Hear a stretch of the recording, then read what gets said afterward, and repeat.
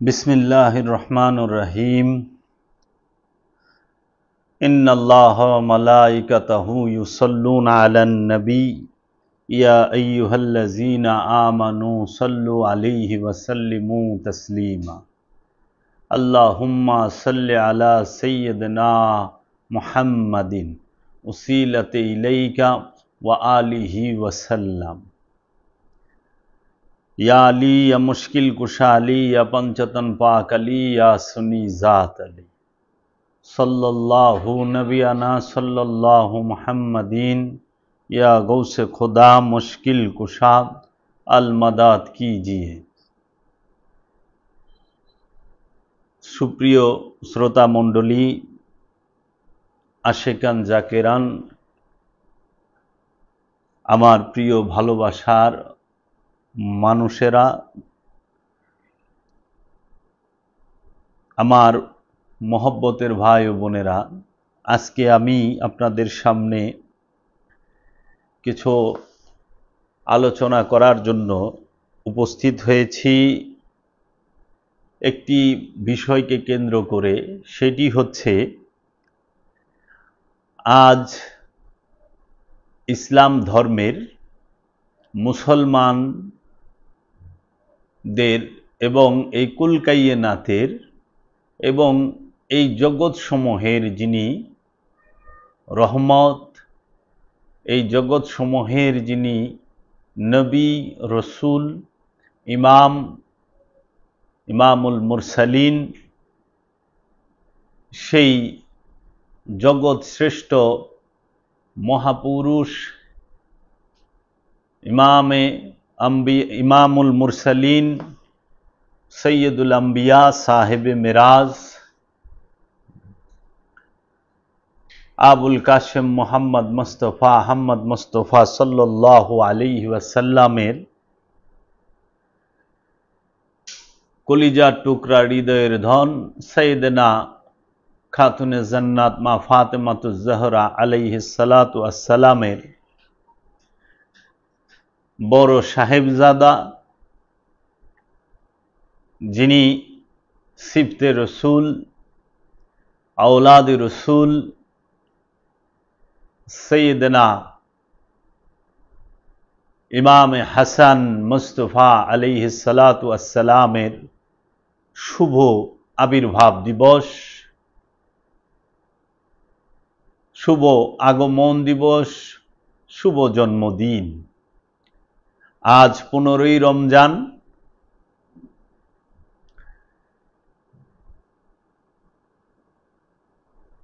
এই 15ই রমজানে 3রা হিজরি, 3 হিজরি সনে 15ই রমজানে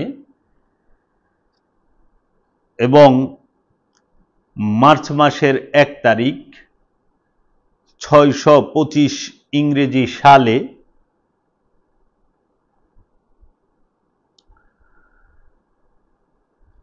এই পৃথিবীর বুকে সৈয়দনা ইমাম হাসান মুস্তফা আলাইহিস সালাতু ওয়াস সালাম,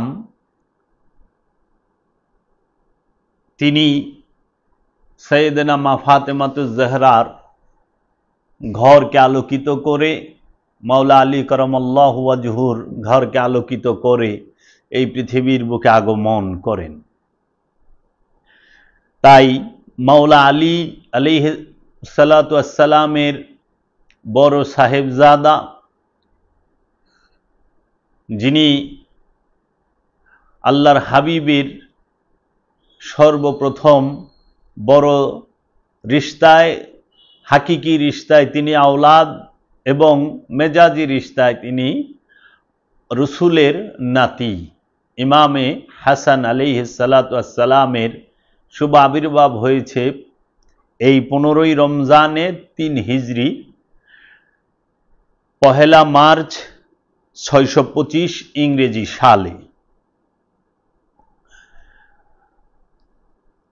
মাওলা হাসান, তাহার সম্পর্কে আল্লাহর হাবিব মুহাম্মদ সাল্লাল্লাহু আলাইহি ওয়াসাল্লাম বলেছেন, আল হাসানু মিন্নি ওয়া আনা মিনাল হাসান। এই হাসান আমা হতে এবং আমি হাসান হতে। মাওলা হাসান আলাইহিস সালাতু ওয়াস সালাম যখন পৃথিবীর বুকে আগমন করেন, আল্লাহর নবী মুহাম্মদ সাল্লাল্লাহু আলাইহি ওয়াসাল্লাম তিনি সর্বপ্রথম মাওলা হাসানকে দেখতে যান। মাওলা হাসান তখন চোখ খোলেননি। মাওলা হাসানকে যখন মহানবীর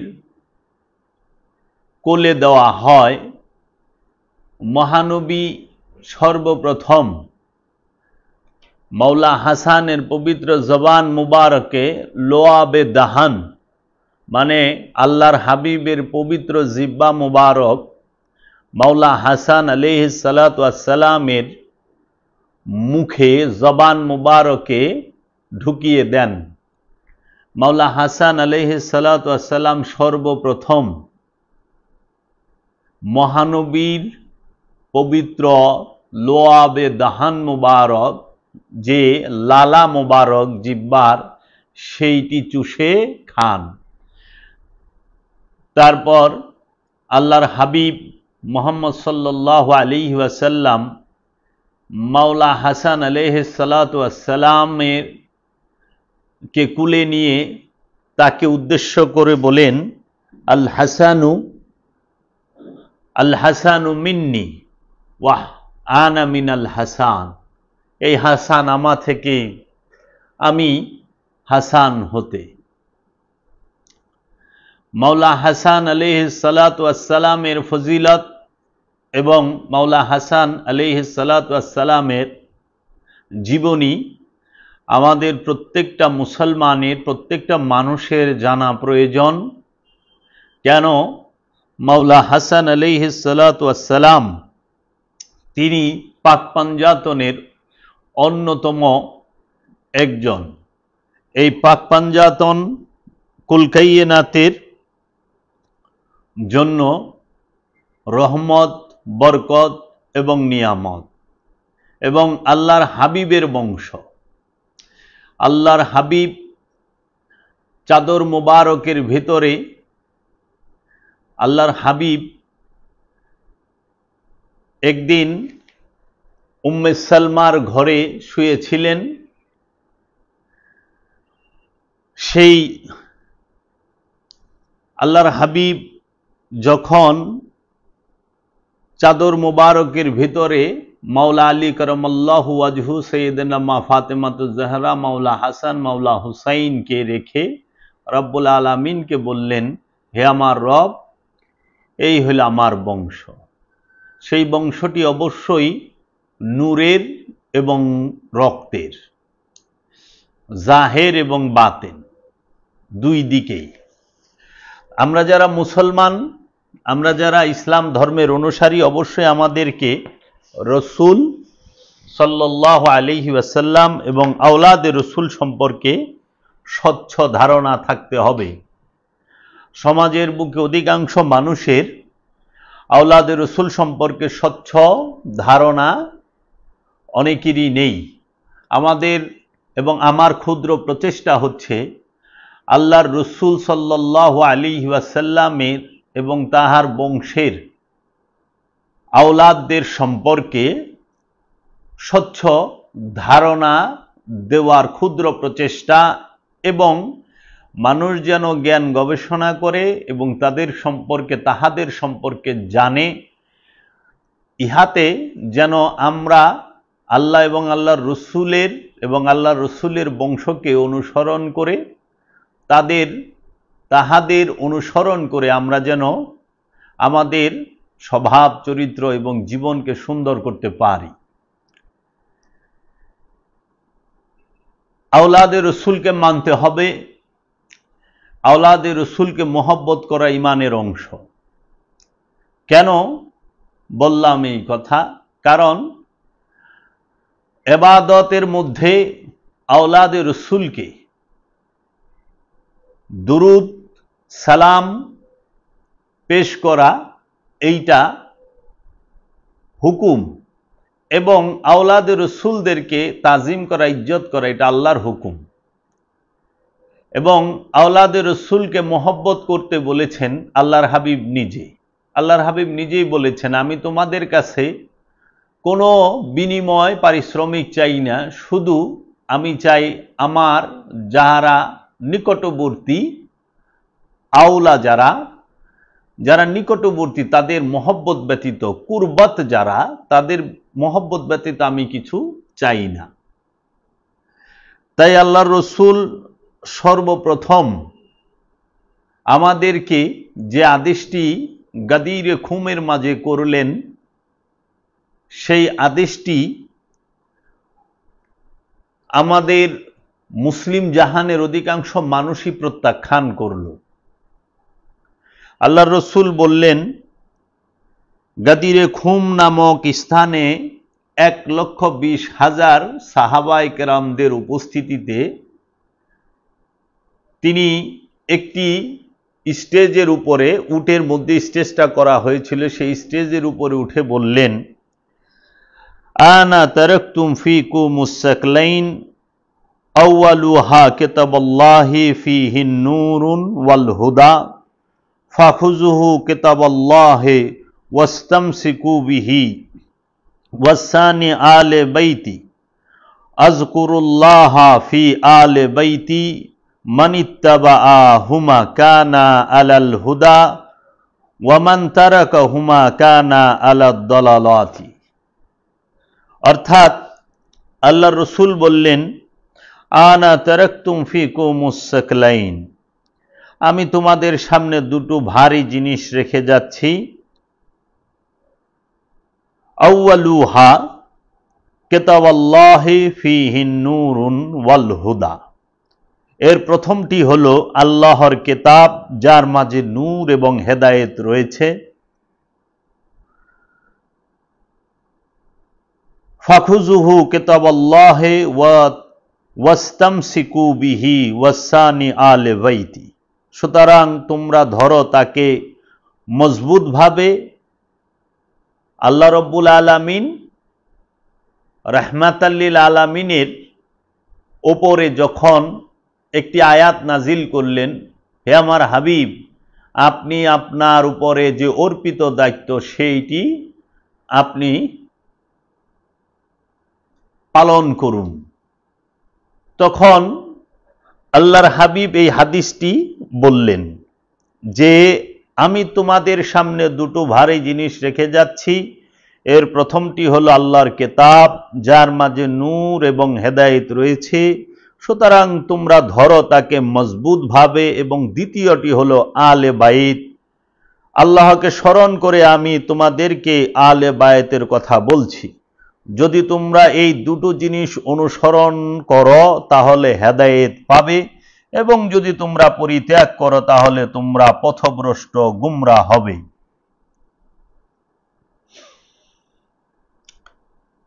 এই হাদিসটি যখন আমাদেরকে বলা হলো আল্লাহর রসুল সাল্লাল্লাহু আলাইহি ওয়াসাল্লামের তরফ হতে, সেই হাদিসের সঙ্গে মিল রেখে আমি কোরআনের একটি আয়াত আপনাদের সামনে পাঠ করতে চাই।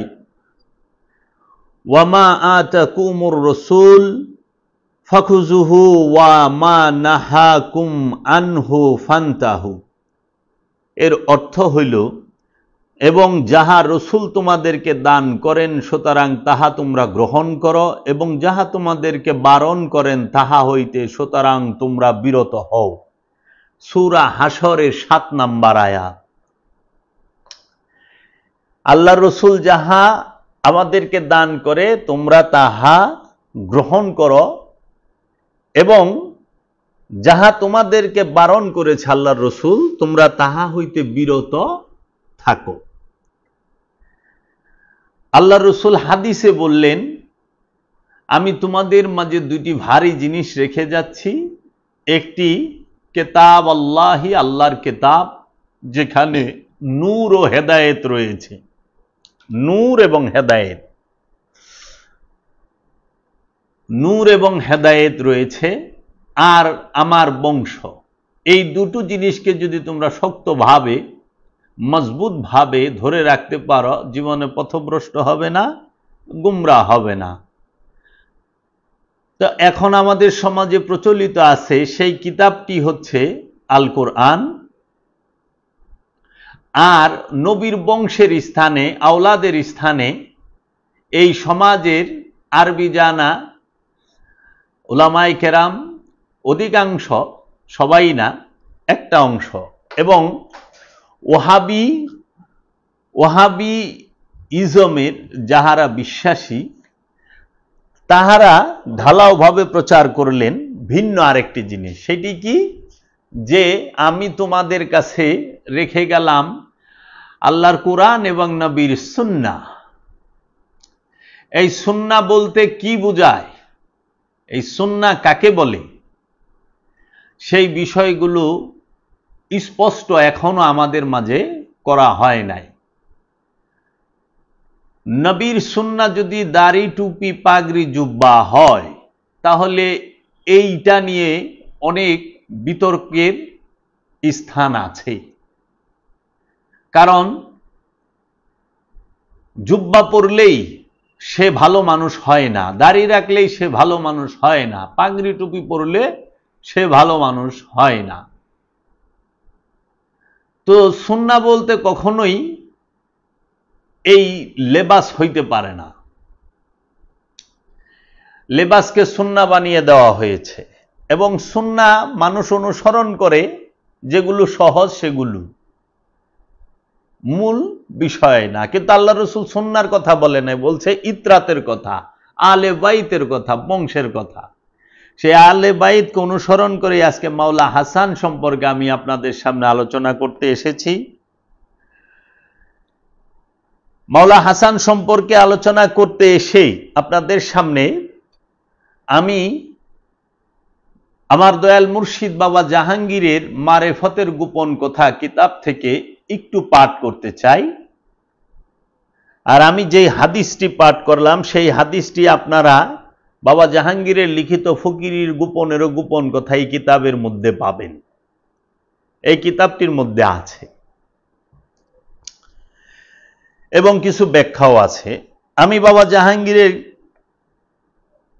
কিছু বাণী আমি আপনাদের সামনে বলতে চাই। সেটি হইল, প্রথম মানব আদম আলাইহিস সালাতু ওয়াস সালাম হতে একটি মাত্র ধর্ম ইসলামের জন্ম। প্রথম মানব আদম আলাইহিস সালাতু ওয়াস সালাম হতে একটি মাত্র ধর্ম ইসলামের জন্ম, আর সেই একটি মাত্র ধর্মের একটি মাত্র কথা, একটি মাত্র উপদেশ পৃথিবীর বিভিন্ন দেশের মানুষদেরকে বিভিন্ন মহাপুরুষ তথা অবতারদের দিয়ে একটি মাত্র হেদায়েত করে গেছেন। সেই একটি মাত্র হেদায়েতের নামটি হল নিজেকে চেনো, নো দাই সেলফ। তাই ইসলাম ঘোষণা করেছে যে প্রত্যেক জাতিকে হেদায়েত করার জন্য অবতার তথা নবী পাঠানো হয়েছে, এবং প্রত্যেক অবতার বা নবী একটিমাত্র ধর্ম প্রচার করে গেছেন। সেই একটিমাত্র ধর্মের নাম হল আত্মসমর্পণের ধর্ম তথা দ্বীন ইসলাম, ইসলাম ধর্ম। ইসলাম কখনো লেবাসের না, ইসলাম কখনো জন্মগত না, ইসলাম কখনো দলগত নয়। ইসলাম ধর্ম হচ্ছে আদর্শের, এবং ইসলাম ধর্ম হচ্ছে আত্মসমর্পণের। আত্মসমর্পণের অপর নামই হচ্ছে ইসলাম, এবং রসুলের আদর্শকে সম্পূর্ণরূপে নিজের স্বভাবের মধ্যে ধারণ করতে পারলেই সে ইসলামে প্রবেশ করে। আনুষ্ঠানিক ধর্ম পালনের মধ্যে যত সুন্দর এবং পরিপূর্ণ রূপ থাক না কেন, উহা হলো আইন তথা সৈনিক ধর্ম।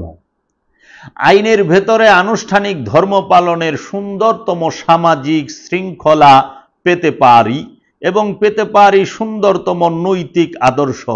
কিন্তু প্রেম কখনোই পাওয়া যায় না, কারণ আইন প্রেমকে সহ্য করে না।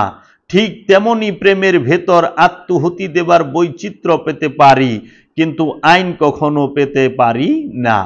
তার মানে প্রেমের ভিতরে আইন নাই, আইনের ভিতরে প্রেম নাই। তাই আল্লাহকে যদি কেউ ভালোবাসতে চায়, সে যেন আল্লাহর হাবিবকে ভালোবাসে।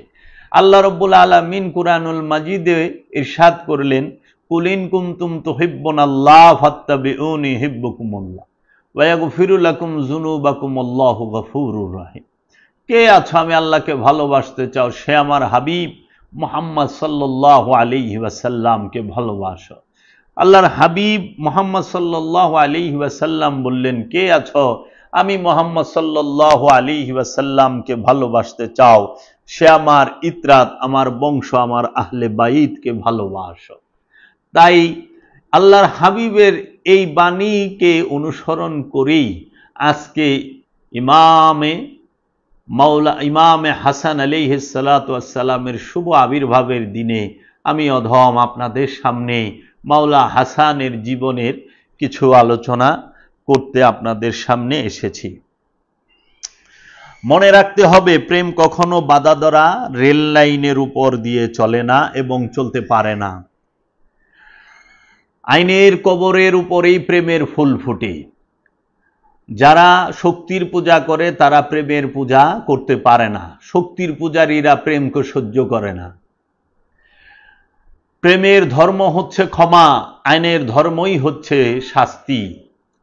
আইন ভঙ্গ করবেন, আইন আপনাকে শাস্তি দেবে।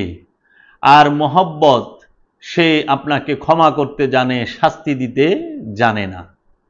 তাই মহব্বতের ধারায় ইসলামের প্রবেশ করার সবচেয়ে এবং সর্বশ্রেষ্ঠ মাধ্যম হইল প্রেম। প্রেমের উপরে কিছুই নাই। তাই আমরা আজকে আওলাদে রসুল মাওলা হাসান আলাইহিস সালাতু ওয়াস সালামের জীবনী আমরা বলতে চাই। মাওলা হাসান আলাইহিস সালাতু ওয়াস সালামকে বলা হয় আল্লাহর রসুলের ছেলে। এইটার দলিল হচ্ছে কোরআনুল কারিমে আল্লাহ রাব্বুল আলামিন আল্লাহর রসুলের ছেলে হিসেবেই সম্বোধন করছে।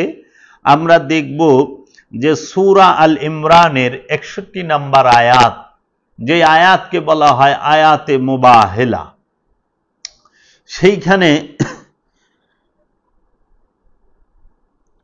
সেইখানে আল্লাহ রাব্বুল আলামিনের যিনি রসুল, এই রসুলের দৌহিত্র যিনি মাওলা হাসান আলাইহিস সালাতু ওয়াস সালাম, তিনি এবং পাক পাঞ্জাতনকে নিয়ে আল্লাহর রসুল যখন মুবাহেলার জন্য নাজরান প্রদেশে গেলেন একদল খ্রিস্টানদের সামনে, তখন সেই খ্রিস্টানরা চমকে উঠলেন আল্লাহর রসুলের এই বংশকে দেখে। সূরা আল ইমরানের 61 নম্বর আয়াতে বলা হচ্ছে,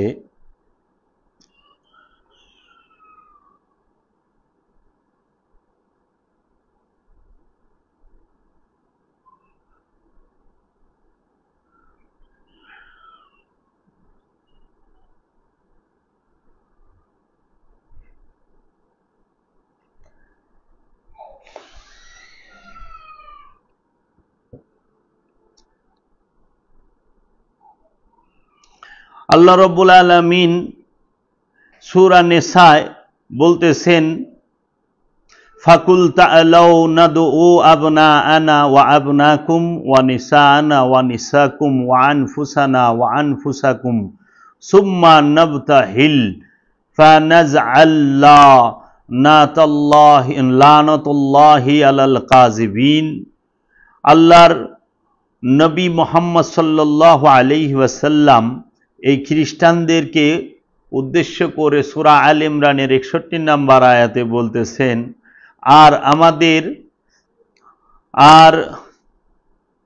তবে তুমি তাকে বলো, এসো আমরা ডাকি, এসো আমরা ডেকে নেই আমাদের সন্তানদেরকে। খেয়াল করুন, মাওলা হাসান এবং মাওলা হুসাইন আলাইহিস সালাতু ওয়াস সালাম সম্পর্কে আল্লাহর হাবিব বলতেছেন, এসো আমরা ডেকে নেই আমাদের সন্তানদেরকে ও তোমাদের সন্তানদেরকে, আর আমাদের নারীদেরকে ও তোমাদের নারীদেরকে, এবং আমাদের নিজেদেরকে মানে আমাদের নফসকে ও তোমাদের নফসকে। তারপরে আমরা বিনীত প্রার্থনা করি আমরা আল্লাহর দরবারে হাত তুলি, মিথ্যাবাদীদের উপর আল্লাহর লানত বর্ষিত হোক। এই যে বাবা জাহাঙ্গীরের কোরআনুল মাজিদ লিখিত, এই কোরআনুল মাজিদের সূরা আল ইমরানের 61 নম্বর আয়াতে বলা হচ্ছে, সুতরাং আপনি বলুন, আসো আমরা ডাকি আমাদের সন্তানদেরকে এবং তোমাদের সন্তানদেরকে এবং আমাদের নারীদেরকে এবং তোমাদের নারীদেরকে এবং আমাদের নফসকে এবং তোমাদের নফসকে, অতঃপর আমরা প্রার্থনা করি মিথ্যাবাদীদের উপর আল্লাহর লানত কার্যকর হোক। এই যে আয়াতে মুবাহেলার সময় আল্লাহর রসুল বললেন, তখন আল্লাহর রসুল মুহাম্মদ সাল্লাল্লাহু আলাইহি সাল্লাম তার সঙ্গে নিয়ে গেলেন। আল্লাহর রসুল গেলেন, আল্লাহর রসুলের সাথে মাওলা আলী আলাইহিস সালাতু ওয়াস সালাম গিয়েছিলেন, সাইয়েদনা মা ফাতেমাতুজ জাহরা আলাইহিস সালাতু ওয়াস সালাম গিয়েছিলেন, ইমাম হাসান মুস্তাফা আলাইহিস সালাতু ওয়াস সালাম গিয়েছিলেন এবং ইমামে হুসাইন আলাইহিস সালাতু ওয়াস সালাম গিয়েছিলেন। এখানে বলা হয় যে আমাদের সন্তানদের স্থানে মহানবী মাওলা হাসান এবং হুসাইনকে নিয়েছেন, নেসার স্থানে সাইয়েদনা মা ফাতেমাকে নিয়েছেন এবং নফসের স্থানে মাওলা আলী করমাল্লাহু ওয়াজহুকে নিয়েছেন। আল্লাহর রসুল বলে দিলেন, নফসে রসুলই হচ্ছে মাওলা আলী, নেসায় রসুলই হচ্ছে সাইয়েদনা মা ফাতেমা এবং আওলাদে রসুলই হচ্ছেন মাওলা হাসান এবং মাওলা হুসাইন। এর জন্য আমরা দেখতে পাই মাওলা হাসান এবং মাওলা হুসাইন আলাইহিস সালাতু ওয়াস সালাম মাওলা আলী করমাল্লাহু ওয়াজহুকে ডাকতেন যেই নামে, তিনারা কখনো মাওলা আলী আলাইহিস সালাতু ওয়াস সালামকে বাবা বলে ডাকতেন না। তিনি মাওলা আলী আলাইহিস সালাতু ওয়াস সালামকে ডাকতেন যে ইয়া আবুল হাসান মুস্তাফা। মাওলা হুসাইন যখন মাওলা আলী করমাল্লাহু ওয়াজহুকে ডাকতেন তখন বলতেন ইয়া আবুল হাসান মুস্তাফা সাল্লাল্লাহু আলাইহি ওয়াসাল্লাম। আর যখন তিনি মাওলা হুসাইন মাওলা আলীকে ডাকতেন তখন বলতেন ইয়া হাসান মুস্তাফা। আর মাওলা হাসান যখন ডাকতেন ইয়া আবুল হুসাইন বলে ডাকতেন। আর মাওলা হাসান এবং মাওলা হুসাইন মহানবীকে ডাকতেন ইয়া মাওলা হুসাইন এবং মাওলা হাসান আলাইহিস সালাতু ওয়াস সালাম দয়াল রসুলকে ডাকতেন ইয়া আবাতি, ও বাবা, ইয়া আবাতি বলে ডাকতেন। এখন কথা হলো, আল্লাহ রসুল সাল্লাল্লাহু আলাইহি ওয়াসাল্লামের হাতে হাত রেখে মাওলা আলী করমাল্লাহু ওয়াজহু বায়াত গ্রহণ করেছেন, সাইয়েদনা মা ফাতেমা বায়াত গ্রহণ করেছেন, মাওলা হাসান এবং মাওলা হুসাইন আলাইহিস সালাতু ওয়াস সালাম বায়াত গ্রহণ করেছেন। যাহাদের মাঝে জীবনে একদিনের তরে কোনো মূর্তি পূজার অংশ নেই, জীবনে একদিনের তরে আওলাদের রাসূলগণ কোনোদিন কোনো পাপাচারের মধ্যে লিপ্ত হয় নাই, কোনো প্রকার কামাচারে লিপ্ত হয় নাই, তারা পুত পবিত্র তৈয়ব তাহেরা। আল্লাহ রব্বুল আলামিন কুরআনুল কারীমের মধ্যে আল্লাহর রসুলের বংশ মাওলা আলী করমাল্লাহু ওয়াজহু, সাইয়েদনা মা ফাতেমাতুজ জাহরা আলাইহিস সালাতু ওয়াস সালাম, সাইয়েদনা ইমাম হাসান, সাইয়েদনা ইমাম হুসাইন আলাইহিস সালাতু ওয়াস সালাম যে পুত পবিত্র, সেই বিষয়ে স্পষ্ট আল্লাহ রব্বুল আলামিন কুরআনুল মাজিদের মধ্যে বলে দিয়েছেন। ইন্নামা ইউরিদুল্লাহু লিইয়ুযহিবা আনকুমুর রিসা আহলাল বাইতি ওয়া ইউতাহিরাকুম তাতহীরা। হে আল্লাহ তো ইচ্ছা করেন, হে নবী পরিবার, হে রসুলের বংশ, আল্লাহ তো ইচ্ছা করেন আপনার পরিবার বর্গকে, আল্লাহ তো কেবল চান তোমাদের থেকে অপবিত্রতাকে দূরে করতে এবং তোমাদেরকে সম্পূর্ণরূপে পবিত্র করতে। এই অপবিত্রতা বলতে কি বোঝায়? একমাত্র অপবিত্র হচ্ছে খান্নাস, আর অন্য যত কিছু আছে সেগুলো হচ্ছে অপরিষ্কার, ময়লা, আবর্জনা, এবং সেইগুলো হচ্ছে আপনার সম্পূর্ণরূপে হারাম, নিষিদ্ধ। একমাত্র অপবিত্রই হচ্ছে খান্নাস, আর অন্য কোনো কিছু অপবিত্র না, সেটা অপরিষ্কার। এর জন্য কলবের মধ্যে খান্নাস যে পর্যন্ত আছে ওই পর্যন্ত প্রতিটা নফস অপবিত্র, প্রতিটা মানুষ অপবিত্র। তার কলবের মধ্যে খান্নাস আছে কিন্তু শরীরে পবিত্র মানে পরিষ্কার পোশাক আছে, সে পবিত্র না। যার শরীর পরিষ্কার, পোশাক পরিষ্কার, কিন্তু অন্তর পরিষ্কার না, নফস পরিষ্কার না, নফসের মধ্যে খান্নাস রূপী শয়তান আছে, সে অপবিত্র। যদি তার দেহ পরিষ্কারও থাকে, যদি তার পোশাকও পরিষ্কার থাকে, তাতে কিছুই যায় আসে না, সে অপবিত্র। আর যাহার নফসের সাথে অপবিত্র খান্নাস রূপী শয়তান নাই, কিন্তু তার শরীরে ময়লা আছে এবং পোশাকেও ময়লা আছে, তারপরও সে পবিত্র। কারণ তার সমস্ত ইন্দ্রিয় পথ, ইন্দ্রিয় দ্বার পথ পবিত্র। তার দৃষ্টি পবিত্র, তার শ্রবণ পবিত্র, তার ঘ্রাণ শক্তি পবিত্র, তার জবান পবিত্র, তার শক্তি হাত পবিত্র, তার পা পবিত্র, সমস্ত কিছুই পবিত্র হইয়া বয়ে রয়েছে। এখন বর্তমান সমাজে আমরা দেখতে পাচ্ছি এই অপবিত্র নাম দিয়ে দিছে ময়লাকে, আপনার বিভিন্ন প্রকার অপরিষ্কার জিনিসপত্রকে, কিন্তু তাহারা খান্নাসকে অপবিত্র এই বিষয়টা বলেই নাই। তাতে কি হয়েছে, মানুষ এখন পরিষ্কার দেহ নিয়ে বাস করতেছে এবং পরিষ্কার পোশাক পরে হাঁটতেছে, কিন্তু অন্তর অপবিত্র। কারণ অন্তরে খান্নাস আছে, মানে কামনা আছে। কামনা যুক্ত অন্তর নিয়ে বাস করাই মানুষ অপবিত্র হয়ে বাস করে। এখন বর্তমান সমাজে আমরা মনে করি কি, পরিষ্কার শরীর এবং পরিষ্কার পোশাক, উনি মনে একজন পবিত্র মানুষ। কখনোই না, উনি একজন পরিষ্কার মানুষ। আর অন্তরের মধ্যে খান্নাস রূপী শয়তান নাই, কিন্তু তার শরীরের মধ্যে ময়লা আছে, পোশাকের মধ্যে ময়লা আছে, সে অপবিত্র না, সে পবিত্র মানুষ। তাই দেখবেন এই সমস্ত পবিত্র মানুষ যারা, খান্নাস মুক্ত পবিত্র মানুষ যারা, আল্লাহর ওলিয়ে কামেলরা, এই সাধকরা, এই মুসল্লিরা, তাহারা কি করে দেখবেন, তাদের দ্বারা সমাজে, পরিবারে, রাষ্ট্রে কোনো প্রকার ক্ষতি, কোনো প্রকার অসৎকর্ম হয় না, করে না। তারা মানুষকে শান্তির ডাক দেয়, তারা মানুষকে শান্তি দান করে। তাই দেখেন আল্লাহর রসুল সাল্লাল্লাহু আলাইহি ওয়াসাল্লামের বংশধরকে, আলকে আল্লাহ নিজে অপবিত্রতা থেকে দূরে রেখেছেন। তার মানে আল্লাহর রসুলের বংশের মধ্যে, আল্লাহর রসুলের জাতে পাকের মধ্যে কোনো খান্নাস রূপী শয়তানের অবস্থান নাই। তাই তারা মাসুম, তারা নিষ্পাপ, তারা বেগুনাহ। তাই আল্লাহর রসুলের বংশের যে 12 জন ইমাম, 14 জন মাসুম, তারা সবাই পুত পবিত্র। এই পৃথিবীর বুকে যত আল্লাহর ওলিয়া উলিয়ায়ে কেরাম আছে, সবাই পবিত্র। তাদেরকে আল্লাহ অপবিত্রতা থেকে দূরে রেখেছেন। এই আপনারা যদি সূরা আহজাবের 33 নম্বর আয়াতটি পাঠ করেন, আপনারা দেখবেন। তাই হাসান মুস্তাফা সাল্লাল্লাহু আলাইহি ওয়াসাল্লাম, তিনি আমাদের এই পৃথিবীর বুকে তিনি 47 বৎসর ধরাধামে ছিলেন। তার জাহিরি বয়স ছিল, তাহার জাহিরি বয়স ছিলেন 47 বৎসর। তিনি শাহাদাত বরণ করেন রবিউল আউয়াল মাসে 50 হিজরিতে।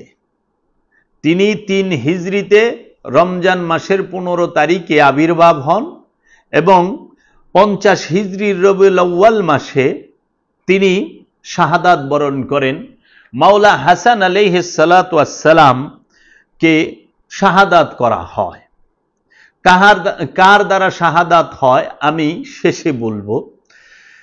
661 খ্রিস্টাব্দে আলী আলাইহিস সালাতু ওয়াস সালামের শাহাদাতের পরে মাওলা হাসান আলাইহিস সালাতু ওয়াস সালাম তিনি খেলাফত লাভ করেন। মাত্র 6 মাস তিনি খেলাফতে থাকেন। 50 হিজরিতে বিষ প্রয়োগ করে মাওলা হাসান আলাইহিস সালাতু ওয়াস সালামকে মুয়াবিয়া আমিরে মুয়াবিয়ার চক্রান্তে তিনি শহীদ হন। এখন এই ৪৭ বছরের জীবনী আমরা মুসলমানরা মাওলা হাসানের এই ৪৭ বছরের জীবনী আমরা কয়জনে জানি? আমাদের সমাজ কি, আমাদের সমাজের ধর্মযাজকরা কি আওলাদে রসুলদের জীবনীটা জানিয়েছেন? ৪৭ বছর কিন্তু অনেক লম্বা সময়। এই ৪৭ বছরের ভিতরে কি করলেন? মাওলা হাসান আলাইহিস সালাতু ওয়াস সালামের আবির্ভাব হয়েছে মদিনা মুনাওয়ারায়, মদিনা শরীফে। মাওলা হাসান আলাইহিস সালাতু ওয়াস সালামের যিনি পিতা মাওলা আলী কারামাল্লাহু ওয়াজহু, আমি বারবার মাওলা বলতেছি, অনেকের প্রশ্ন আসতে পারে মাওলা মাওলা করেন কেন এত? মাওলা মানে কি? মাওলা শব্দের অর্থ হইল অভিভাবক।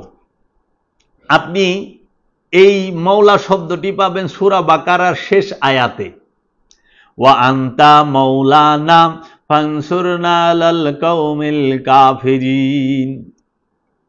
এই মাওলা শব্দ পাবেন আপনি গিয়ে সূরা বাকারার শেষে। সেইখানে বলা হচ্ছে মাওলা মানে অভিভাবক, মাওলানা মানে আমাদের অভিভাবক। এখন আমি এর জন্য বলি মাওলা, আমার অভিভাবককে মাওলা মুহাম্মদ মুস্তাফা আহমদ মুস্তাফা সাল্লাল্লাহু আলাইহি ওয়াসাল্লাম। আমার অভিভাবককে মাওলা আলী কারামাল্লাহু ওয়াজহু। আমার অভিভাবককে সাইয়েদেনা মা ফাতেমাতুজ জাহরা আলাইহিস সালাতু ওয়াস সালাম। আমার অভিভাবক মাওলা হাসান, মাওলা হুসাইন আলাইহিস সালাতু ওয়াস সালাম। আমার অভিভাবক আমার দয়াল মুর্শিদ কেবলা ও কাবা কালান্দার জাহাঙ্গীর বা ইমান আল সুরেশ্বরী ফিয়ানহু, আমার মাওলা, আমার অভিভাবক। এখন আমরা যদি মাওলা আলী কারামাল্লাহু ওয়াজহুকে মাওলা বলি, অনেকের শুনতে কষ্ট হয়, শরীরে জ্বালা ধরে। হ্যাঁ, তখন তারা আমাদেরকে বলে যে মাওলা কুই পাইলেন। আপনারা যে প্রচলিত সমাজে বলেন আজ এই তাফসিরুল কোরআনে ওয়াজ ফরমাইবেন হযরত মাওলানা। হযরত মানে কি? হযরত মানে হচ্ছে জনাব। হযরতের বাংলা হলো জনাব। এই হযরত লাগানোটাও অ্যাকচুয়ালি বেয়াদবি, কারণ রসুলের আগে জনাব লাগায় না। এটা ওয়াহাবিদের লাগানো শব্দ হযরত। কোরআনে কোথাও হযরত নাই, হযরত মুহাম্মদ সাল্লাল্লাহু আলাইহি সাল্লাম নাই। তো এই হযরত মানে জনাব, মাওলানা মানে আমাদের প্রভু, জনাব আমাদের প্রভু, জনাব বুলবুলি জবানি, উনি ওয়াজ ফরমাইবেন। এই যে বিষয়টা আমাদের সমাজের অধিকাংশ মানুষ জানে না যে হযরত শব্দের অর্থ জনাব, ইংরেজিতে বলে স্যার, আর মাওলানা শব্দের অর্থ হলো আমাদের অভিভাবক, আর মাওলা শব্দের অর্থ হলো অভিভাবক। এখন আপনারা একটু খেয়াল করেন, শিরক কি আমি করতেছি না আপনারা করতেছেন? আমার অভিভাবক তো মাওলা হাসান, মাওলা হুসাইন, মাওলা আলী। আপনার অভিভাবক কে? আরবি জানা একজন ব্যক্তি। তো আরবি জানা একজন ব্যক্তি কি আপনাকে জান্নাতে নিতে পারবে? কখনোই না। আপনাকে যদি জান্নাতে নেয়, নিবে আওলাদে রসুলগণ, আল্লাহর ওলিগণ। কিভাবে? জান্নাত তো আল্লাহ রব্বুল আলামিনের যে রসুল হাবিব মুহাম্মদ সাল্লাল্লাহু আলাইহি সাল্লামের সম্পদ। জান্নাত হচ্ছে মাওলা হাসান হুসাইন আলাইহিস সালাতু ওয়াস সালামের বাপ দাদার সম্পদ। জান্নাতুল ফেরদাউস মাওলা হাসান হুসাইন আলাইহিস সালাতু ওয়াস সালামের বাপ দাদার সম্পদ, 12 ইমাম 14 মাসুমের বাপ দাদার সম্পদ। জান্নাত হচ্ছে মুমিনগণদের বাপ দাদার সম্পত্তি। আল্লাহ কোরআনেই বলেছেন, আমি মুমিনদের জানের বদলতে, মুমিনগণ তাদের জানের বদলতে, জীবনের বদলতে জান্নাত ক্রয় করে নিয়েছে। আল্লাহ মুমিনদের জীবনের বিনিময়ে জান্নাতকে তার কাছে বিক্রি করে দেয়। জান্নাত হচ্ছে মাওলা আলীর, মহানবীর সম্পদ। জান্নাত হচ্ছে আওলাদে রসুলদের 12 ইমাম 14 মাসুমের বাপদাদার সম্পদ। আওলাদে রসুল 12 ইমাম 14 মাসুমের পাক পাঞ্জাতনের বিরোধিতা করে যদি কেউ জান্নাতে যাইতে চায়, সে তো বুকার স্বর্গে বাস করে। জান্নাত কোনো মৌলানা সাহেবদের বাপদাদার সম্পদ না, জান্নাত কোনো ওহাবি খারিজির বাপদাদার সম্পদ না, জান্নাত উমাইয়া আব্বাসিয়াদের বাপদাদার সম্পত্তি না। জান্নাত হচ্ছে পাক পাঞ্জাতনের, জান্নাতের মালিককে মাওলা মুহাম্মদ সাল্লাল্লাহু আলাইহি ওয়াসাল্লাম, জান্নাতের মালিককে মহাপ্রভু মুহাম্মদ সাল্লাল্লাহু আলাইহি ওয়াসাল্লাম কাউসারের মালিক। কাউসার বাটনেওয়ালা সাকিয়ে কাউসার হলো মাওলা আলী কারামাল্লাহু ওয়াজহু। আর জান্নাতের যে যুবক শাবাব, জান্নাতের যুবকদের যিনি সরদার, তাহারা হচ্ছেন মাওলা হাসান মাওলা হুসাইন আলাইহিস সালাতু ওয়াস সালাম। সমস্ত নেশা জান্নাতি নারীকুলের সরদারিনী তিনি হচ্ছেন সাইয়েদনা মা ফাতেমাতুজ জাহরা আলাইহিস সালাতু ওয়াস সালাম।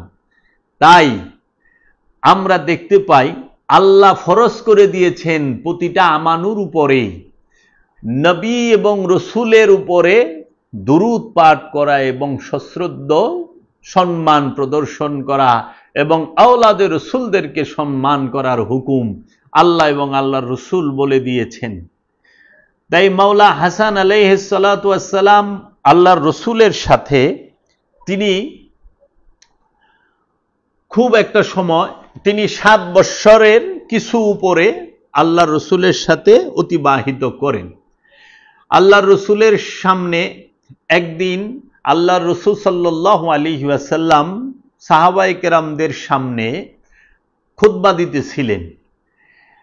মসজিদে যখন দরবারে নববীর ওয়াল অত বড় ছিল না, দূর থেকে দেখা যাইত আল্লাহর রসুল খুতবা দিচ্ছেন। এমন সময় মাওলা হাসান আলাইহিস সালাতু ওয়াস সালাম আল্লাহর রসুলের খুতবা দেওয়া দেখে তিনি মা ফাতেমাতুজ জাহরার ঘর থেকে বের হয়ে উপরে উঠতে পারতেছিল না, ছোট ছোট পায়ে হাইটা সামনে যায়া এই বুকের উপরে ভর দিয়া সেই উঁচু ভিটির উপরে উঠে ছোট ছোট পায়ে হাঁটতে হাঁটতে আল্লাহর রসুলের স্থানে গিয়েছেন। আল্লাহর রসুল খুতবা বন্ধ করে মিম্বর থেকে নেমে আল্লাহর রসুল মাওলা হাসান আলাইহিস সালাতু ওয়াস সালামকে বুকে জড়ায়া ধরে বললেন, তোমরা দেখে নাও সৈয়দকে এবং সৈয়দের পিতাকে। এই ইমামে হাসান তিনি হচ্ছেন সৈয়দ এবং তিনি সৈয়দের পিতা। তখন মহানবী মুহাম্মদ সাল্লাল্লাহু আলাইহি ওয়াসাল্লাম মাওলা হাসানকে আদর করে তারপরে আবার খুতবা দিতে লাগলেন। মহানবী মুহাম্মদ সাল্লাল্লাহু আলাইহি ওয়াসাল্লামের কাঁধ মুবারকে বসে চুল মুবারক ধরে, আল্লাহর হাবিবের চুল মুবারক ছিলেন লম্বা, বড় বড় চুল ছিলেন, চুল মুবারক ধরে কাঁধ মুবারকে বসে মোহরে নবুয়তের উপরে তাহার কদম মুবারক লাগতেছিল। দুই কাঁধে দুই ভাই ইমামে হাসান আলাইহিস সালাম ইমামে হুসাইন আলাইহিস সালাম সওয়ার করেছেন। মহানবীর কাঁধে মাওলা হুসাইন, মহানবীর বুকে মাওলা হুসাইন। মহানবী মিম্বর থেকে নেমে মাওলা হাসানকে বুকে তুলে নেয়। মহানবী মাওলা হাসানকে তিনি খুব আদর যত্ন করেন।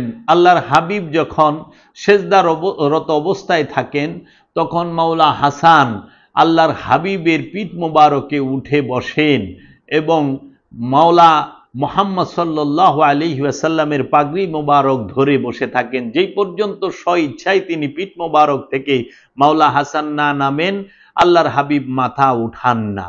তাই মাওলা হাসান আলাইহিস সালাতু ওয়াস সালামের মর্যাদা